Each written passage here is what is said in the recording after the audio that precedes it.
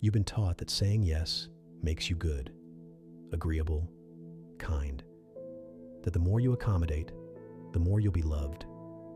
So you say yes when you mean no. You keep the peace. You stay easy, helpful, available. And slowly, quietly, you begin to disappear. Here is what almost no one tells you, and what Carl Jung understood at the deepest level. A self that cannot say no is not a self at all.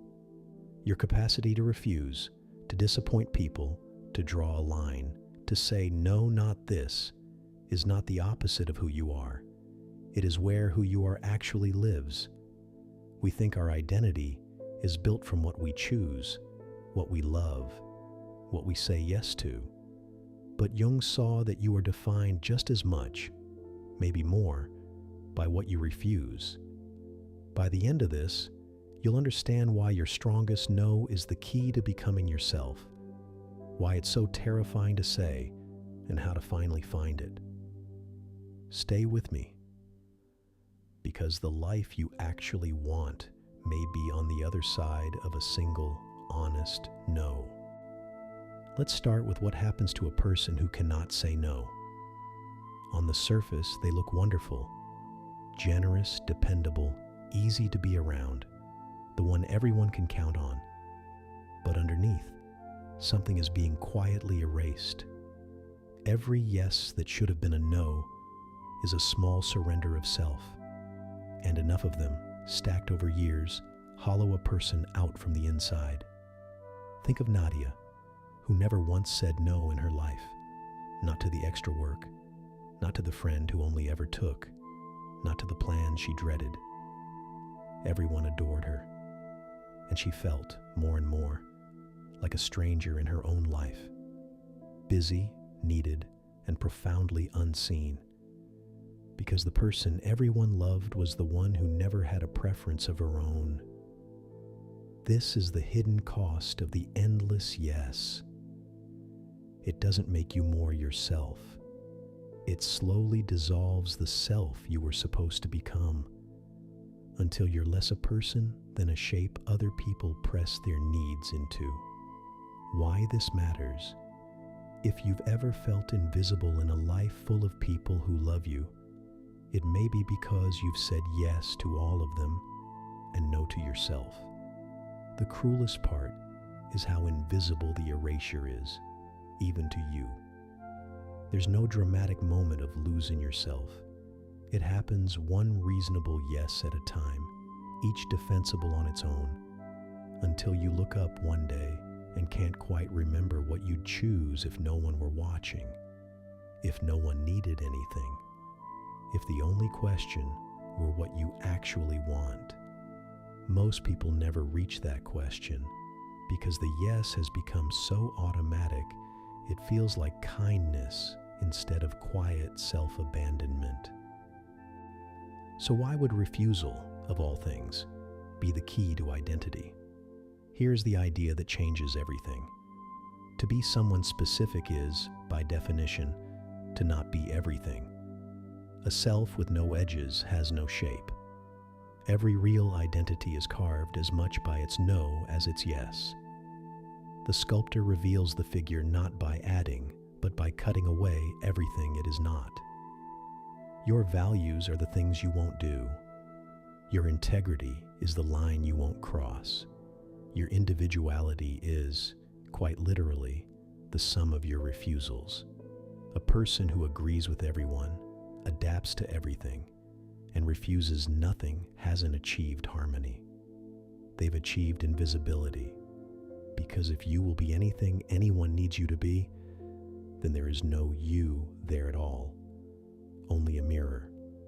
Jung understood becoming a real individual as a process he called individuation, the slow work of differentiating yourself from the collective, from the mass of what everyone expects, into a distinct and separate person.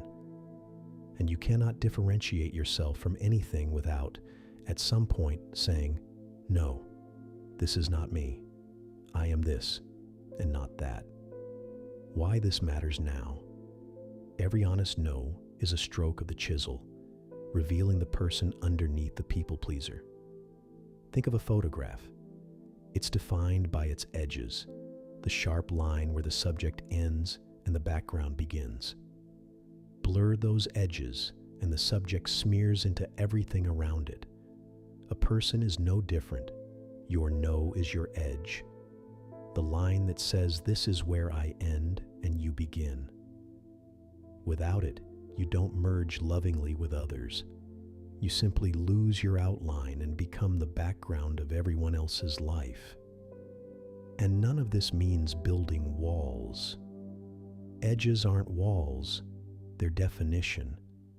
The most deeply connected people aren't the ones with no boundaries. They're the ones whose boundaries are clear enough that others actually know who they're meeting. So if the no is so essential, why is it so agonizingly hard to say? The answer goes back a long way. For most of us, the ability to refuse was trained out of us early. We learned young that our no was dangerous, that it brought disapproval, conflict, withdrawal, the cold silence of a parent, or the loss of a friend. So we made a quiet bargain. I will give up my no in exchange for staying loved and safe. Think of Tom, who could feel his throat tighten every time he needed to decline something. Somewhere deep down, saying no still felt like a threat to his very survival, as if one honest refusal might end in abandonment. So he said yes to everything and paid for it with a life that never quite felt like his. And there's a deeper pull still. Jung saw how powerfully the collective, the group, the family, the crowd, the culture, draws us to conform, to dissolve into what everyone else wants and thinks. Saying no means stepping out of that warm, faceless mass and standing exposed as a separate person. That is genuinely frightening, but it is also the only way anyone has ever become themselves. Why this matters? The fear you feel at the edge of a no is old, and it is not telling you the truth about now. This is why a simple "I can't make it" can trigger a wave of dread that makes no rational sense. The dread isn't about the dinner or the favor. It's a much older alarm, wired in when your survival really did depend on staying in favor with the giants who fed and kept you. That wiring doesn't know you're an adult now, that you'll survive someone's disappointment, that the people worth having won't vanish because you had a limit. Half of finding your no is learning, slowly, that the alarm is outdated and choosing gently not to obey it. This is where Jung's insight cuts deepest. In his later work, he grew worried about how easily people surrender themselves to the collective, how readily we let the group think for us, want for us, decide for us. He argued that becoming a genuine individual requires resisting that pull, that a person only becomes real to the degree they can stand apart from the mass rather than dissolve into it. And standing apart is made of no. No, I won't pretend to believe that. No, I won't live by that expectation. No, I won't hand over my judgment to the crowd just to belong. Every one of those refusals looks, from the outside, like conflict or difficulty. But from the inside, each one is an act of becoming. Because here is the hinge. Every no you say to what isn't you is a yes to what is. When you refuse the life others plan for you, you are choosing your own. When you disappoint someone by being honest, you are keeping faith with yourself. The person who cannot disappoint anyone has, in effect, agreed to disappoint themselves forever. Why this matters now? You are not choosing between being good and being selfish. You are choosing between belonging to everyone and belonging to yourself. And this doesn't require becoming cold or contrarian or difficult. Individuation is not rebellion for its own sake. refusing everything is just conformity wearing a mask, still defined entirely by the crowd, only in reverse. The goal isn't to say no to everything. It's to reclaim the right to say no to anything, so that your yes, when it comes, is finally real. A yes that could never have been a no isn't a gift. It's a reflex. Only the person free to refuse is free to truly give. And there's a quiet dignity in this that has nothing to do with ego. The person who can say no isn't harder to love. They're easier to trust, because you know their yes is real. You know where they stand. You know that what they give, they actually chose to give. A clear no is, strangely, one of the most generous things a person can offer, the quiet assurance that everything else they say can be believed. And here's the reframe that changes how the whole thing feels. We treat disappointing people as a failure, a sign we've been unkind, selfish, not enough. But learning to disappoint people wisely and honestly is one of the most important skills a self can develop.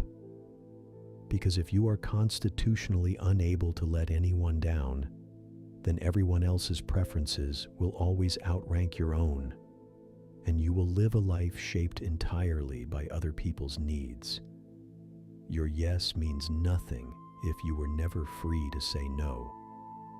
And something surprising happens when you start refusing honestly. The relationships built only on your compliance may wobble, and that is information, not tragedy. But the real ones deepen because now they're relating to an actual person instead of a pleasant surface. The false harmony breaks, and something truer grows in its place. The people worth keeping do not need you to erase yourself to earn their love, and the ones who do were never really loving you. They were loving your usefulness. Your honest no is the filter that tells the difference. This can bring real grief. Some connections, maybe ones you've held for years, turn out to have been built entirely on your willingness to disappear, and when you stop disappearing, they can't survive it. That loss is painful, and it's honest to say so. But what feels like losing people is often the truth finally becoming visible. They were attached to your usefulness, not to you. And all the energy you were pouring into being what they needed is now free to build relationships that can actually hold you. That's not a loss. It's an exchange. A smaller life of being needed for a larger one of being known.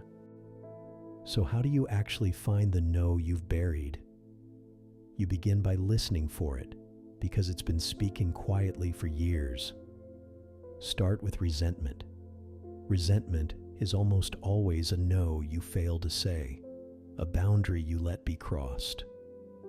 When you feel that quiet bitterness after agreeing to something, that's your buried no, telling you where the line should have been. Don't judge it. Follow it. Notice your body too. The tightening, the sinking, the reflexive dread. It often knows the answer is no long before your mouth says yes. Then, practice small. You don't begin by overturning your whole life. You begin with one low-stakes, honest no, and you let yourself feel the guilt that follows without obeying it, because the guilt is just the old training firing, not evidence you did wrong. And each time you say it and the world does not end, something rebuilds. The connection between what you actually feel and what you actually do. That connection, severed so long ago, is where the self lives, and it compounds. The first honest no is the hardest. It can feel like an earthquake, but each one after is a little easier, because your nervous system slowly gathers evidence that refusal is survivable, that you stay lovable with limits, that the sky holds. Over months, The resentment that used to pool in you begins to drain because you're no longer collecting the no's you failed to say. Nadia, the one who never said no, began in her 40s with something tiny. She declined a weekend invitation she didn't want and offered no elaborate excuse. She felt sick with guilt for a day.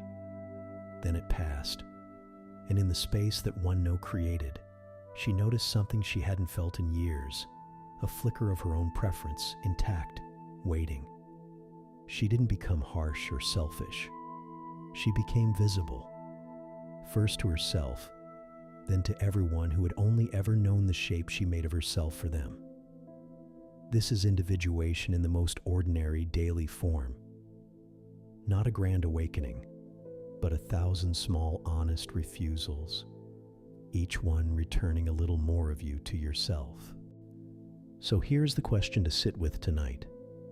Where in your life have you been saying yes to a person, a role, an expectation, when everything true in you is quietly saying no? Tell me in the comments. What is a no you've been afraid to say? Naming it out loud is the first place the self begins to return. I read every reply. And if this reached something real in you, subscribe and stay close. We're learning to become ourselves together, one honest piece at a time, because you were never meant to be everything to everyone. You were meant to be someone. And that begins the moment you're finally willing to say no.